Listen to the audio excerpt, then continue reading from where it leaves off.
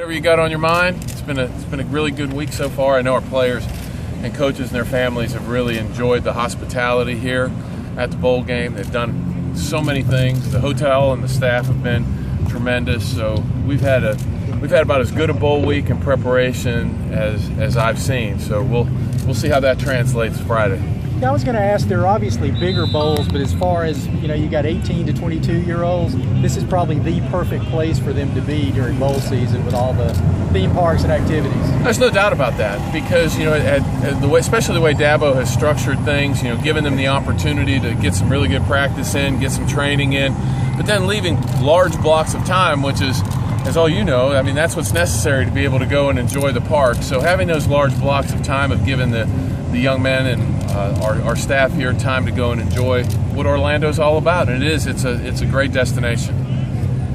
You have freed up some salary with Coach Morrisley. And have you and Dabo talked about maybe a Brent Venables extension or a raise, or maybe some of the other assistants with Tony and Jeff getting promotions? We've talked about that, and we'll probably finalize all of that once we get back from the game. How much of the what you did with the committee can you talk about right now?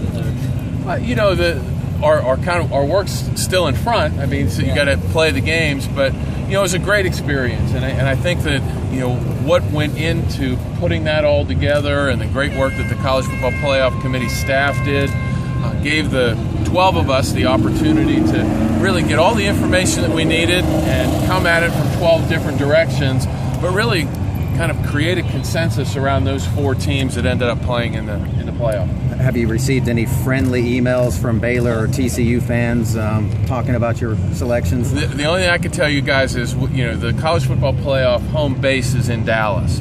So we were all leaving from DFW to go back to where we were. So I'm sitting on the airplane, and in the seat in front of us for about the first 30 minutes of the flight were 2, I think they were Baylor fans, just screaming about how the College Football Playoff didn't do them right.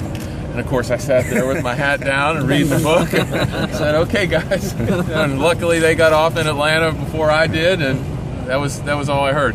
But really it's been, I think people looked at it and they said, these 4, it's kind of hard to argue with these 4.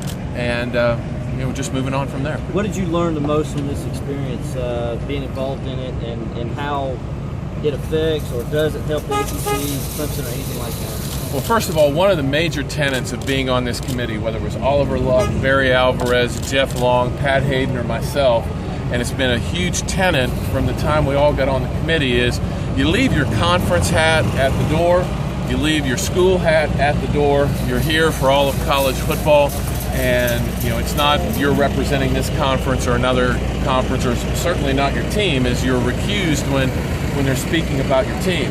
So I don't know from a conference perspective if we learned anything. I just think it was a really good exercise in consensus building and people coming forward with different views. I mean, there were committee members who really liked certain teams. There were others who were a little lukewarm, and sometimes one was able to convince the other. There was a few aha moments along the way. Well, that's a great point.